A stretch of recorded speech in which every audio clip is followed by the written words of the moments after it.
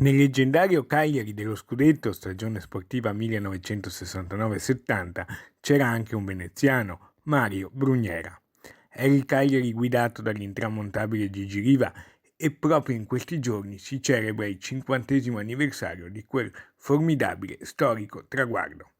Mario Brugnera, partito dalle giovanili del Nettuno Lido per arrivare allo scudetto in Sardegna, terra dove continua a vivere e che non ha più abbandonato anche dopo aver concluso l'attività agonistica. L'unica cosa dello scudetto che mi ricordo è la partita contro la Juve, quando stavamo perdendo 2-1 contro la Juve, che poi lo bello a 15 minuti dalla fine ci ha fischiato un rigore per il Cagliari, l'ha battuto Gigi Riva e ha fatto gol. Abbiamo fatto 2-2 e da lì ci siamo accorti che abbiamo vinto, insomma, ci siamo messi il 90%, lo scudetto in tasca. Indimenticabile la partita dello scudetto per uno che ha sempre avuto la maglia del Cagliari come una seconda pelle, disputando 400 partite e segnando 42 gol. La partita decisiva in casa col Bari,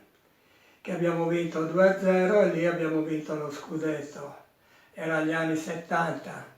Se l'emergenza sanitaria verrà risolta, appuntamento come sempre a giugno, tra meno di 2 mesi al Lido, da dove tutto è partito, verso la gloria sportiva.